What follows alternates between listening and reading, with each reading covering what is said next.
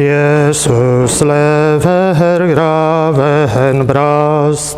Han stod opp med guddomsvelen.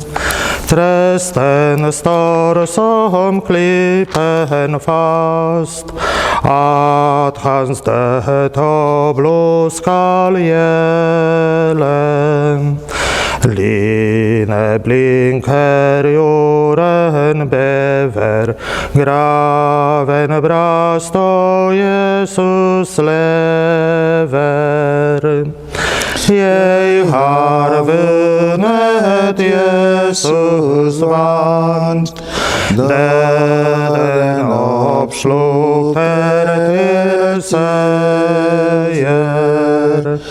Jesus mørkets første bandt, jeg den kjøpte frihet eier.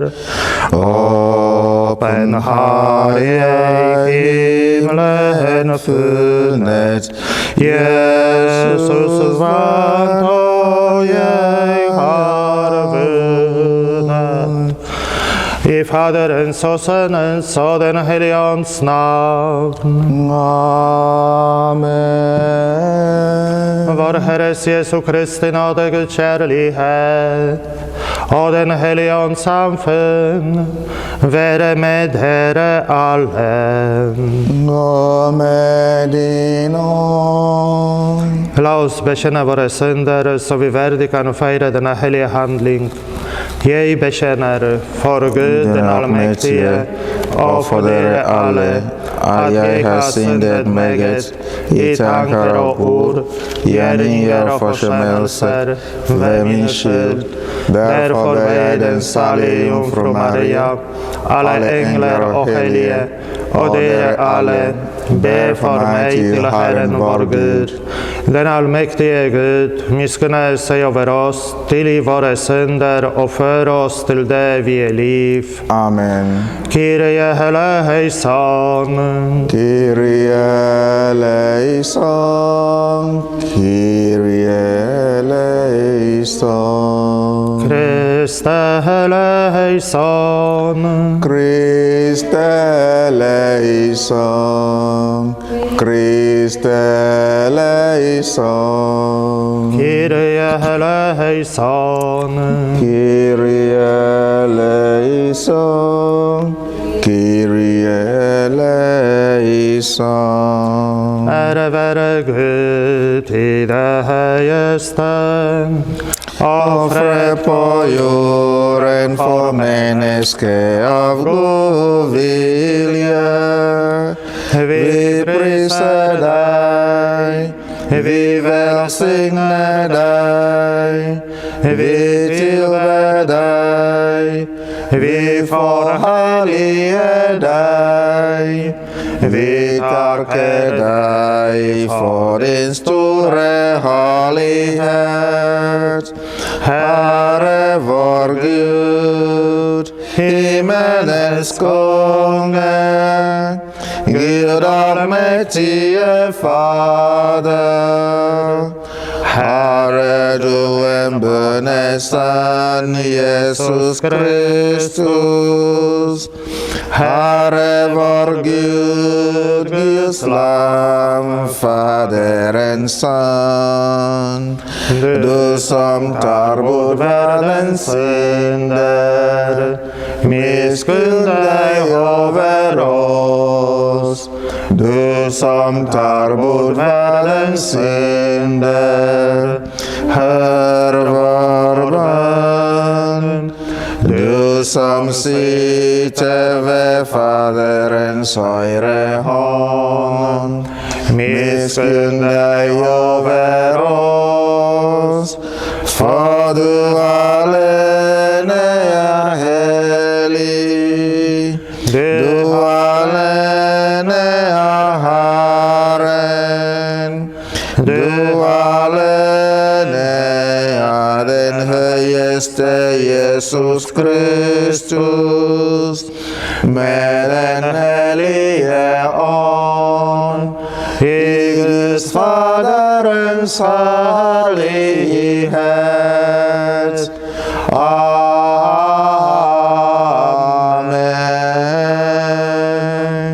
La oss be. Gud, du livets Herre, la ditt folk alltid juble når da sjelen igjen blitt ung. Du har skjenket oss gleden ved å være gjeninnsatt i barnekårets herlighet. Styrk oss i håpet mens vi venter på oppstandelsens dag.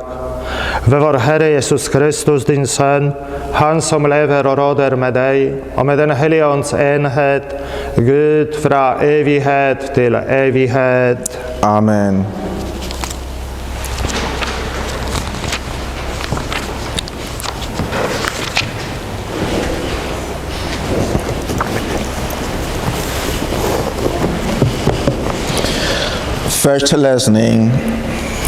Første lesning står skrevet i apostlenes gjerninger.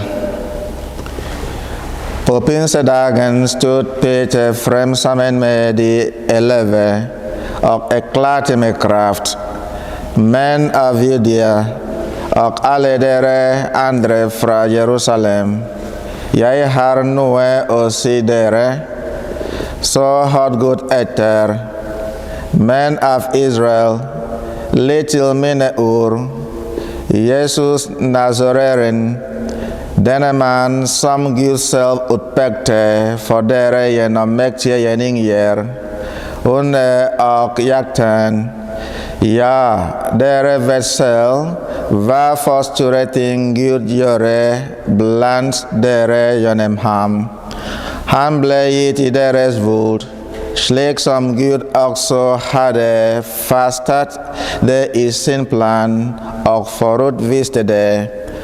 Og dere drepte ham ved å hendingene klenge ham opp. Men Gud lot ham oppstå og løste ham av dødens ved. Det var jo ikke mulig at den skulle kunne holde ham fast. For så hette det om ham hos David: jeg har alltid Herren for mine øyne, for han er ved min høyre, så jeg ikke skal vakle. Derfor gleder mitt hjerte seg, og min tunge jubler. Selv min kropp skal leve i håpet, for du vil ikke overlate min sjel i dødsrikets vold. Ikke la min hellige møte oppløsning. Du har latt meg veien til livet og kjenner, og du skal fylle meg med glede ved ditt navn. Slik lyder Herrens ord. Gud være lovet. Omkved. Du lærer meg livets vei, og gi meg gledens fylde for ditt åsen. Du lærer meg livets vei, gi meg gledens fylde for ditt åsen. Du lærer meg livets vei, gi meg gledens fylde for ditt åsen. Vann meg, min Gud, jeg håper på deg. Jeg sier til Herren, du er min Gud og min eneste gode.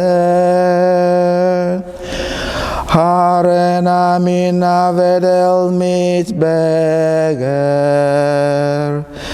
Min arv ligger trygt i dine hender. Du lærer meg livets veier. Gi meg gledens fylde for ditt åsen. Jeg priser Herren for hans råd, for med det ord i mitt hjerte om natten. Herren har jeg altid for øje. Med ham ved min højre står jeg trygt. Du lærer mig livets veje. Giv mig glædens fylde for dit åsen. Derfor glædes mit hjerte, min tunge jubler. Jeg opskal mit legeme vilje. Du giver ikke min sjæl til døden. Din hellige til gravens opløsning. Du lærer mig livets veje. Giv mig glædens fylde for dit åsen. Du lærer mig livets veje. Giv mig glædens fylde for dit åsen. Evig salighed ved din højre. Du lærer mig livets veje. Giv mig glædens fylde for dit åsen.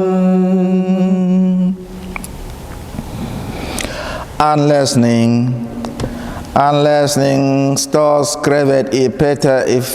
Peters brev. Kjæreste venner, er det så at dere i bønnen sier, Far, til ham som uten passions anelse dømme enhver etter sine gjerninger, så leve i ærefrykt for ham den tid dere fedres har i fremmede land.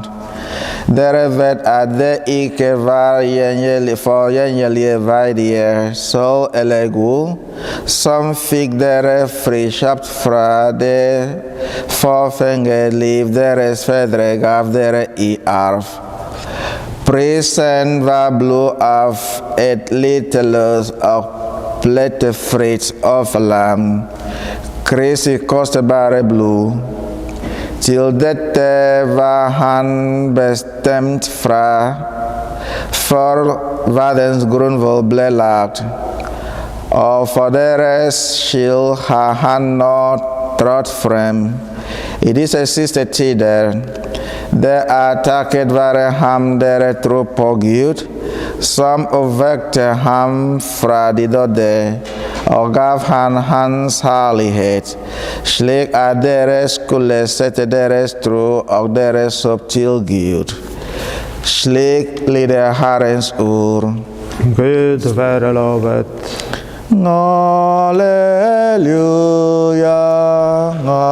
halleluja, halleluja.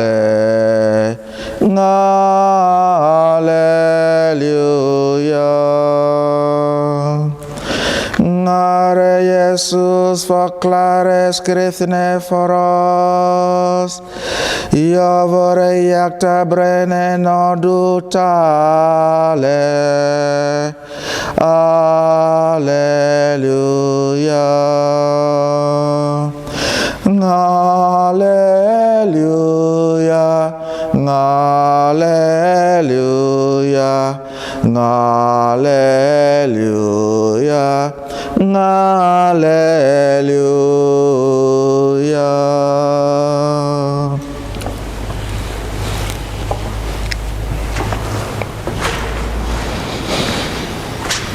Herren være med dere.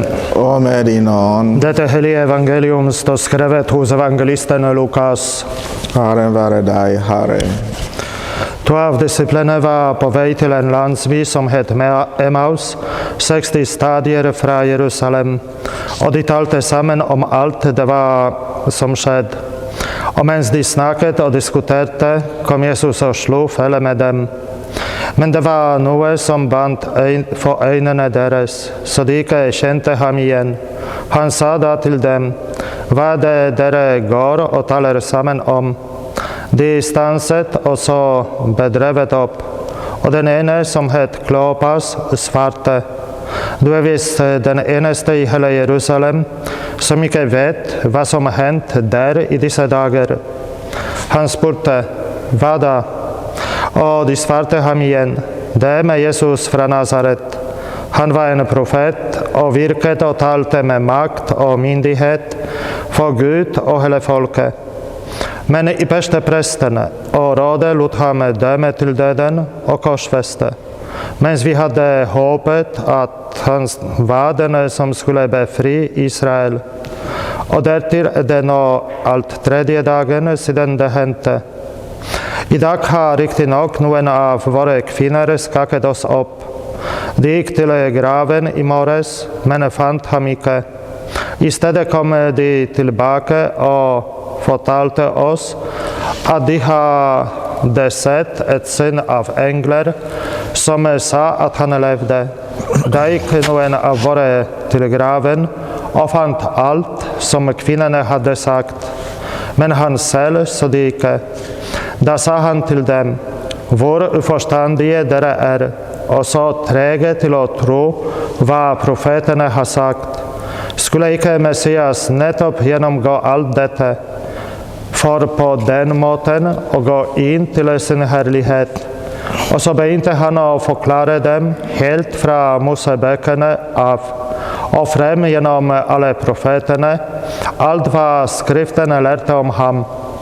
De nærmet seg nå landsbyen de skulle til. Han lot som han ville gå videre, men de ba ham innstendig om å bli og sa, bli hos oss, for det lir mot kveld, dagen heller allerede. Så gikk han med inn og ble hos dem, og mens han satt til bords med dem, tok han brødet, velsignet det, brøt det og ga dem. Da fikk de sine øyne åpnet, og de kjente ham igjen. Men så var han borte for øynene på dem. Da sa de til hverandre, brant det ikke i hjertene våre, da han gikk der og talte til oss på veien og forklarte skriftene for oss. Og i samme stund brøt de opp og vendte tilbake til Jerusalem, hvor de fant de 11 og vennene deres samlet. Og disse kunne fortelle dem at Herren virkelig var oppstanden og hadde vist seg for Simon. Selv fortalte de da om det som hadde hendt på veien, og hvordan de hadde kjent ham igjen da han brøt brødet.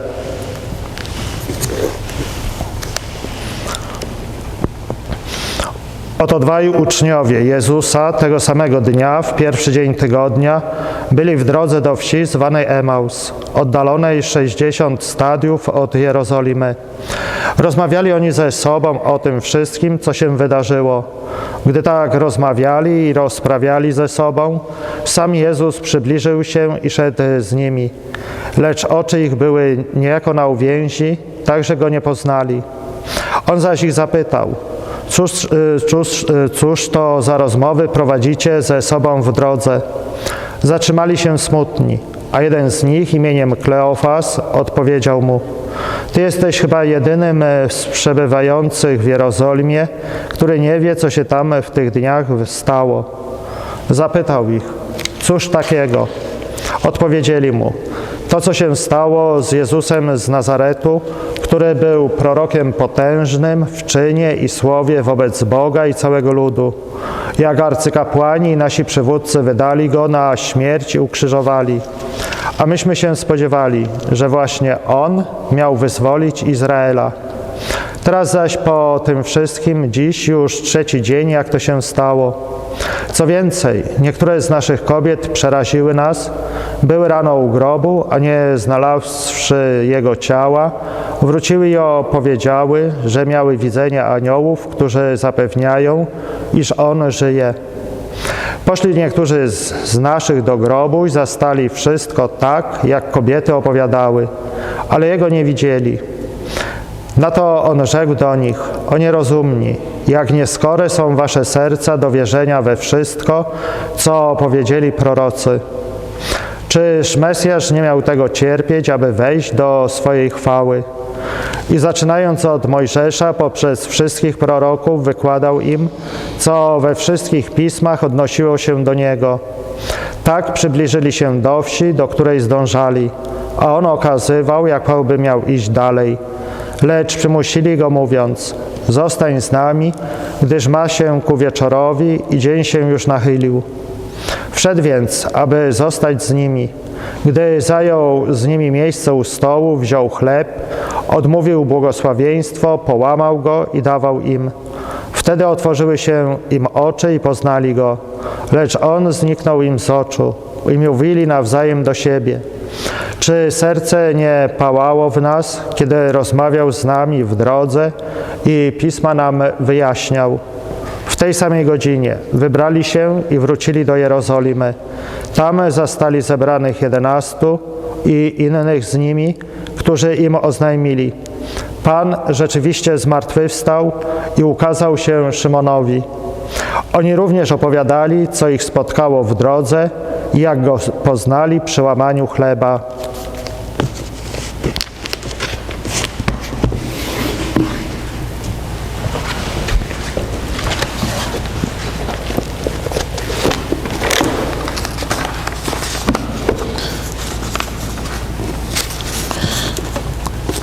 That very day, the first day of the week, two of Jesus' disciples were going to a village 7 miles from Jerusalem called Emmaus, and they were conversing about all the things that had occurred. And it happened that while they were conversing and debating, Jesus himself drew near and walked with them, but their eyes were prevented from recognizing him. He asked them, "What are you discussing as you walk along?" They stopped, looking downcast.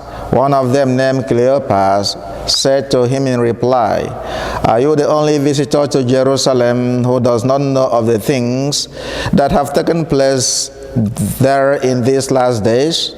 And he replied to them, "What sort of things?" They said to him, "The things that happened to Jesus the Nazarene, who was a prophet, mighty in deeds and word, before God and all the people, and how our chief priests and the rulers both handed him over to a sentence of death and crucified him.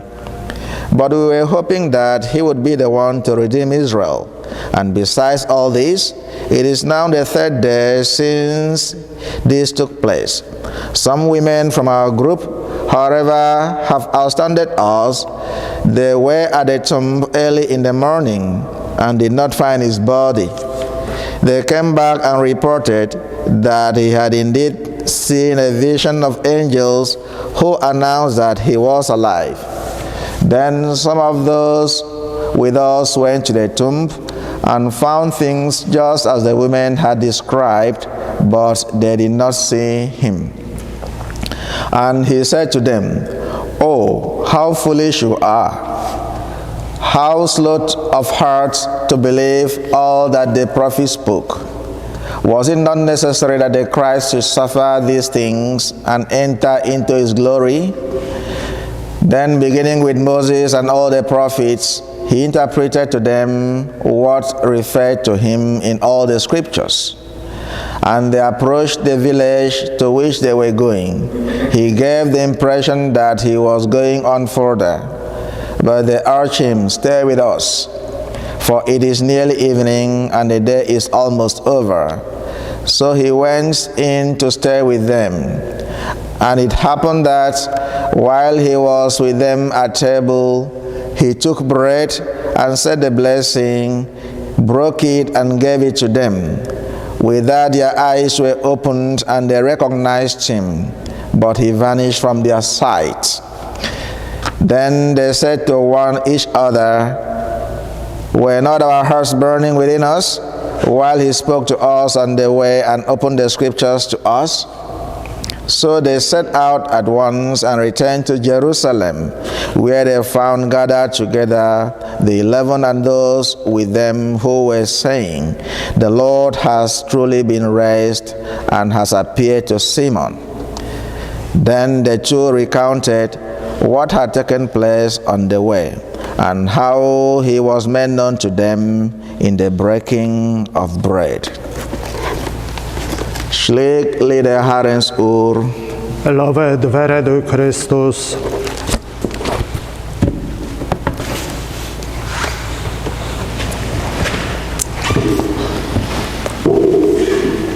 Kjære brødre og søstre, kjære alle sammen.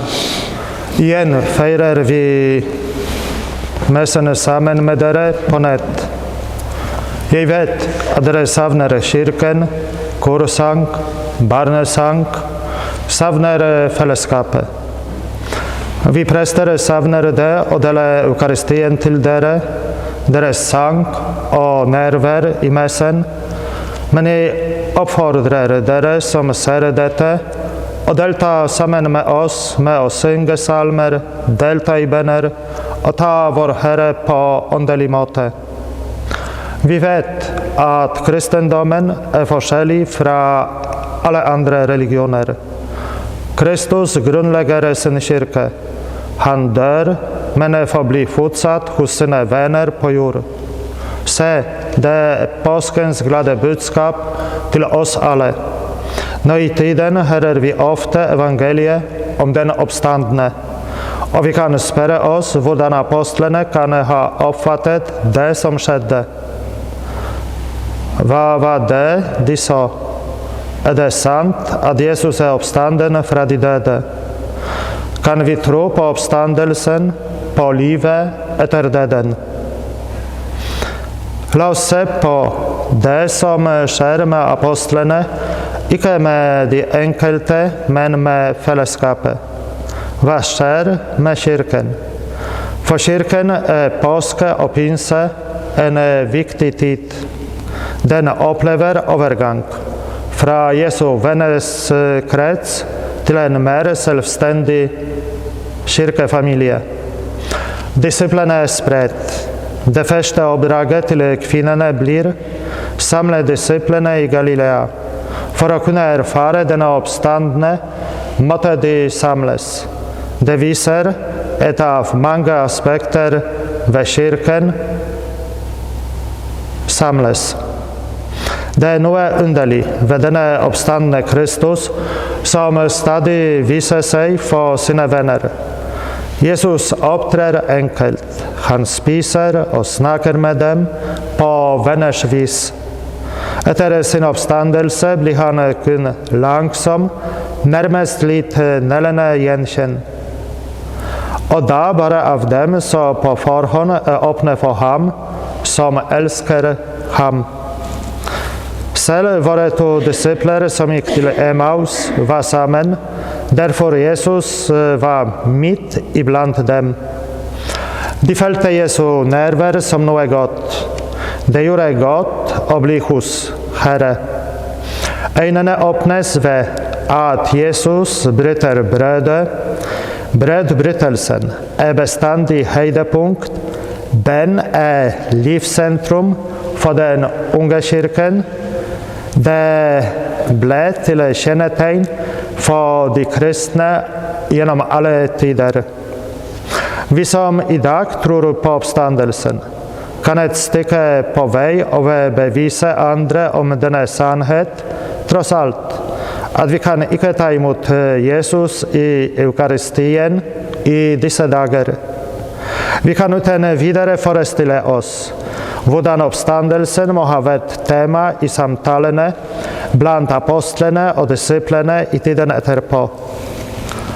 Deres erfaringene, møte og nettopp Herrens undervisning er blitt en del av kirkens tidlige forkynnelse allerede før de første tekster ble skrevet. De studerte sikkert de gamle skriftene for virkelig å holde fast forklaring de hadde fått av Herren. Så uten tvil kan vi tillater oss å tro at kirkens lære i dens kjerne er bygget på Herren selv. For oss er Emmaus-historien en kilde for håp i denne vanskelige tiden med pandemien covid-19. I kirken ledsages vi av Herren når hun legger ut Skriften for oss. Kjenner vi en brann i vårt hjerte når vi lytter til kirkens forklaring? Ligger de to på veien? Vil vi kanskje også få møte mennesker på livets vei som åpner våre øyne for sannheten? Særlig den som tror uten å se, sa Herren til den tvilende Thomas. Vi tror uten å se at Kristus er den oppstandne Herren, som skjenker oss det samme evige liv han selv lever. Vi lytter til hans ord, og vi kjenner ham igjen i det vi bryter brødet. La oss i denne hellige messe be om oppstandelsens nådegave og møte ham på åndelig måte, som lever i Eukaristiens mysterium. Herre Jesus Kristus, du som er nærværende i alterets hellige sakrament, jeg tror på deg, jeg håper på deg, jeg elsker deg. La intet skille meg fra deg, la alt lede til større fellesskap med deg. La min lengsel etter deg komme til syne, som kjærlighet til dem jeg møter, og la meg snart få motta deg ved ditt alter. Amen.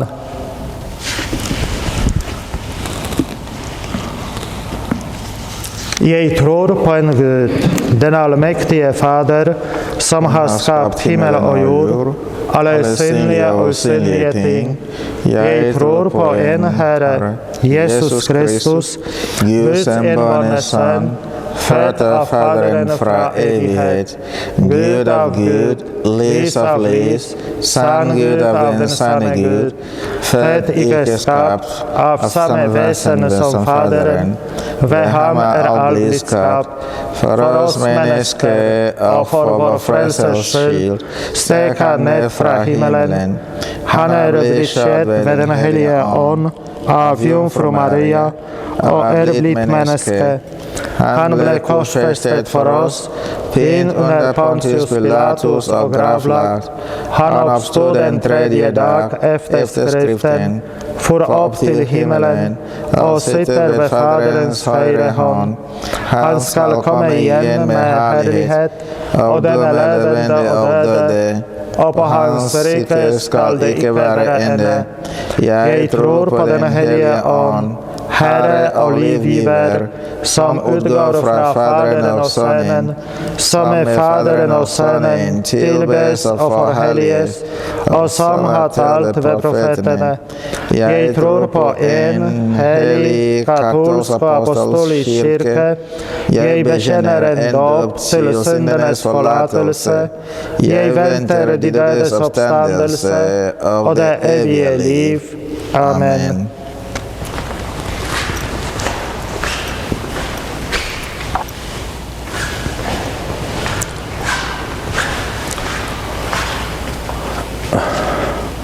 Kjære kristne, mens to disipler var på vei til Emmaus, kom den oppstandne Jesus og slo felle med dem. La oss be ham vise seg for oss under vår kristne vandring. For alle kristne på vandring gjennom livet, at de må merke og høre når Jesus går sammen med dem. La oss påkalle ham som slo felle med Emmaus-vandrerne. Vi ber deg, Herre, hør vår bønn.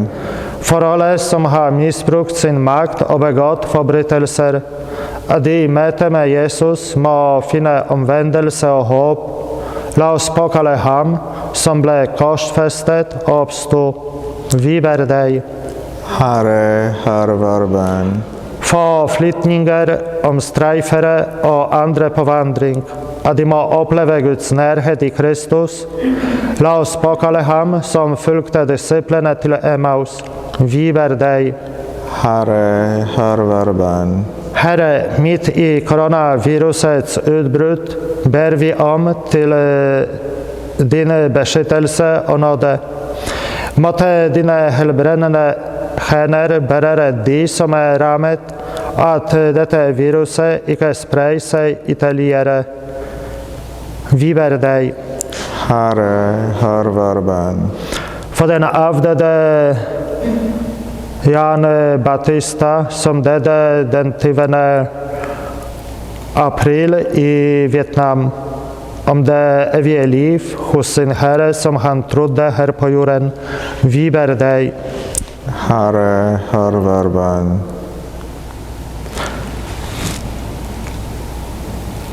For oss, la oss påkalle ham som tok brødet, velsignet det, brøt det og ga disiplene.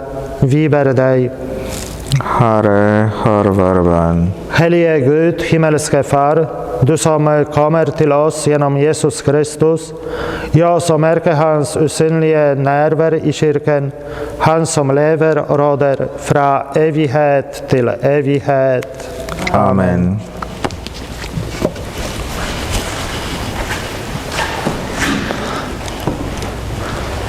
Veldig brød med sulten bror, som må hjemles vandre.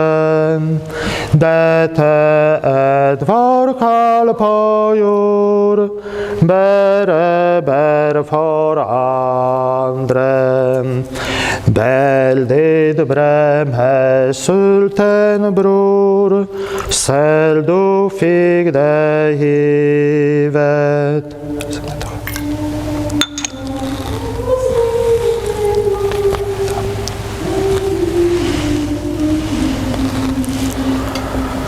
Han som selv livets brød, vil oss daglig benke, ved sitt bord og i all nød, trøst og trygghet skjenke.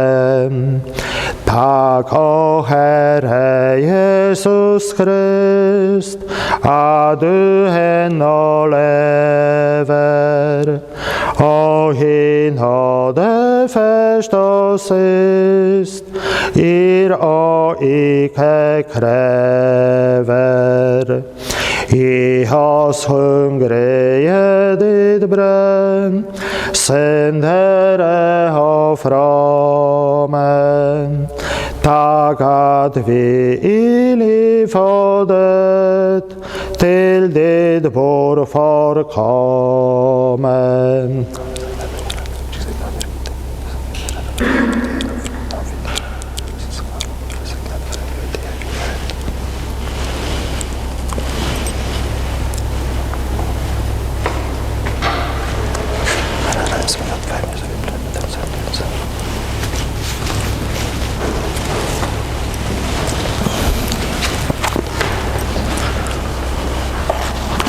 La oss be til Gud den allmektige, at han vil motta sine kirkes offer av våre hender.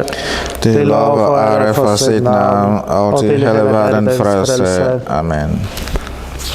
Herre, ta imot disse offergaver som din jublende kirke bringer deg.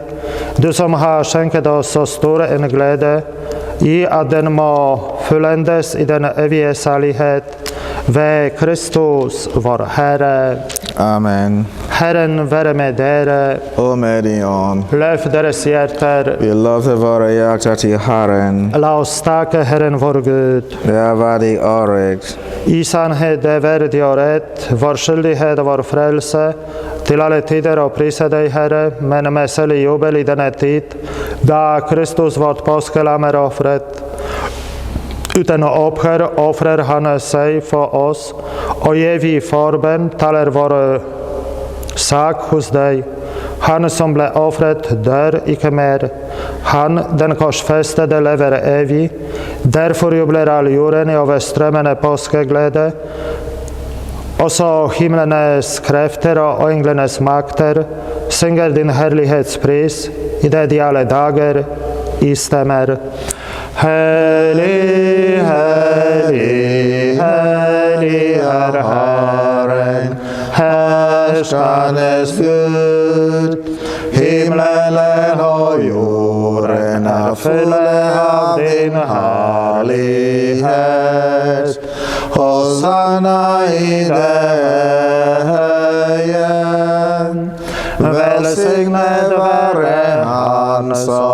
komme i Herrens navn. Hosanna i det høye.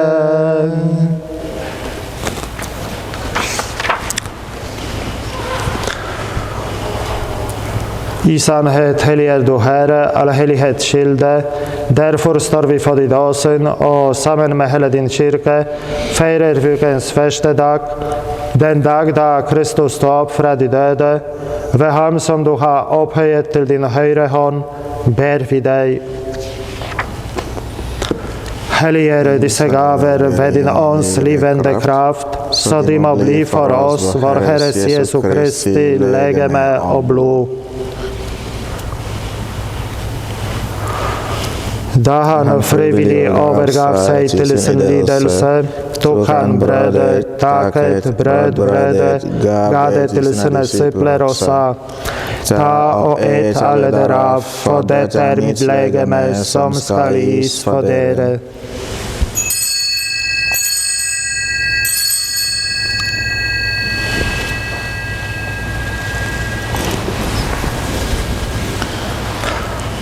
Likeså tok han etter måltidet kalken, takket atter, ga det til sine disipler og sa: Ta og drikk alle dere av, for dette er mitt blodskalk, den nye og evige pakts blod, som skal utgytes for dere og for de mange til syndenes forlatelse.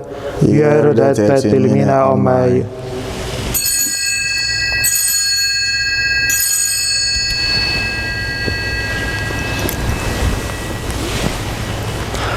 Troens mysterium, din død forkynner vi, Herre, og din oppstandelse lovpriser vi, inntil du kommer. Derfor minnes vi hans død oppstandelse, og vi bringer deg, Herre, livets brød og frelsens kalk, og takker for at du holdt oss verdige til å stå for ditt åsyn og tjene deg. I ydmykhet bønnfaller vi deg, at vi som får del i Kristi legeme og blod, må samles til ett av den hellige ånd. Kom, jo Herre, din kirke over hele jorden, så du kan gjøre det fullkommen i kjærlighet, i enhet med vår pave Frans av vår biskopband og med hele ditt presteskap.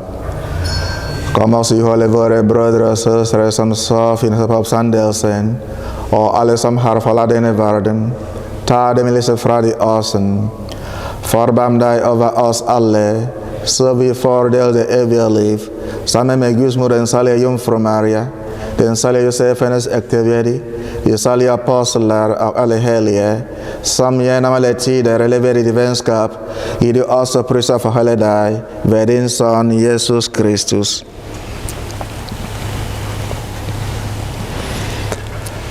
Ved ham og med ham og i ham, tilkommer deg Gud allmektige Fader, i den hellige ånds enhet, all ære og herlighet, fra evighet til evighet. Amen.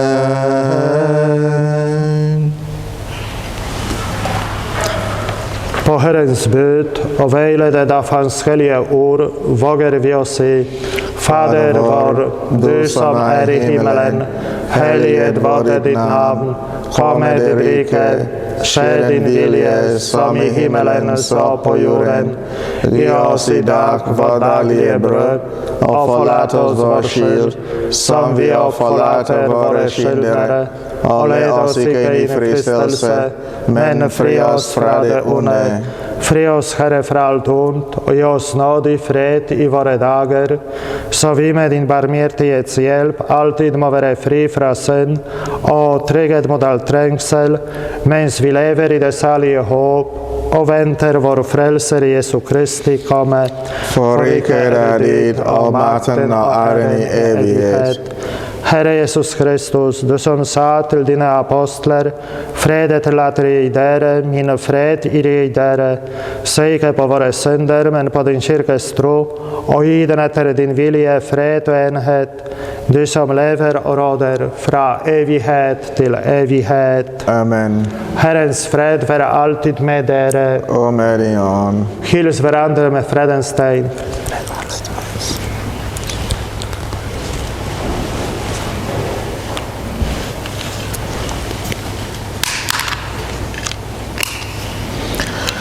Guds lam som tar bort verdens synder, miskunn deg over oss.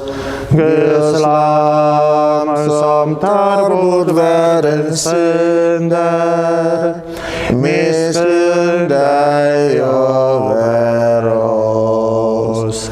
Guds lam som tar bort verdens synder, gi oss din fred.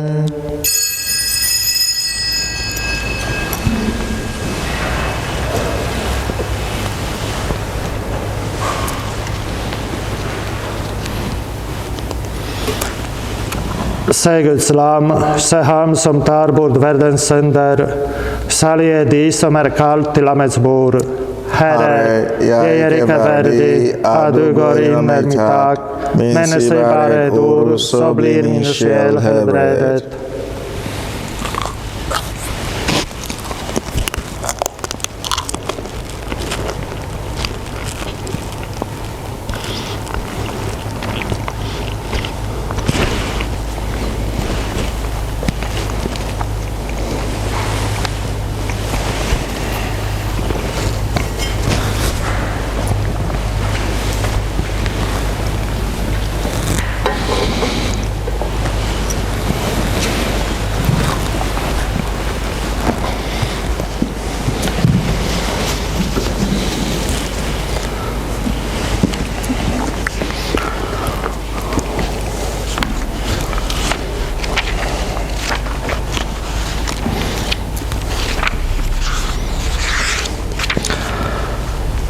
Herre, jeg vil gjerne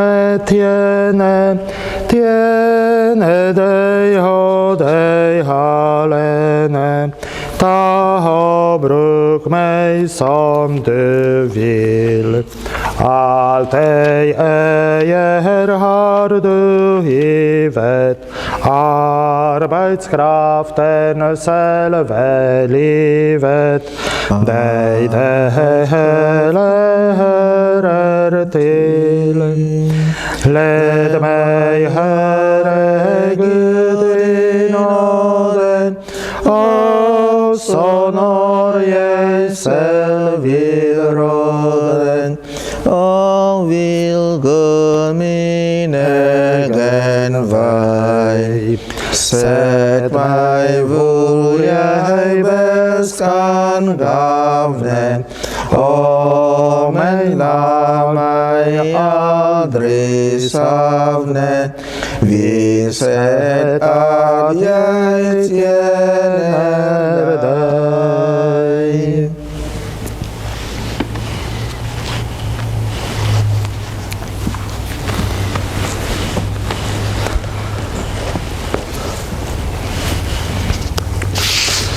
La oss be.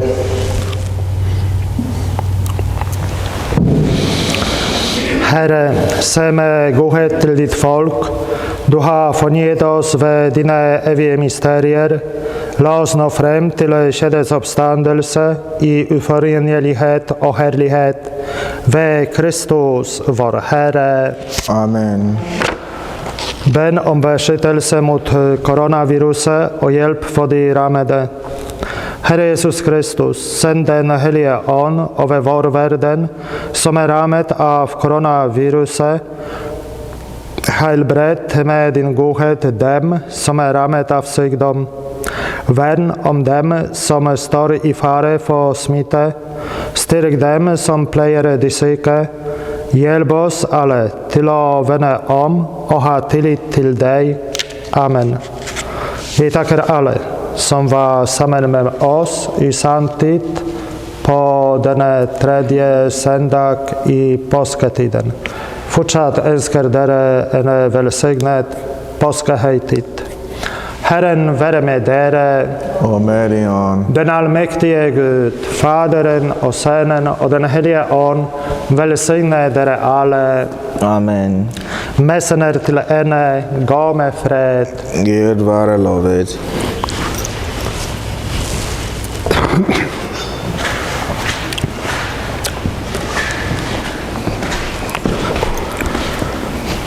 Regina celi letare, halleluja, quia quemeruisis,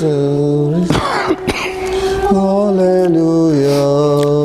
resurrexis codicit, halleluja, ora pro nobis Deum, halleluja. Gaudet letare Virgo Maria, alleluia. Quia surrexit Dominus vere, alleluia. Oremus, Deus qui per resurrectionem Filii Tui Domini nostri Iesu Christi mundum letificare dictatus es. Presta quaesumus ut per eius genitricem Virginem Mariam perpetue capiamus gaudia vitae. Per eundem Christum Dominum nostrum. Amen.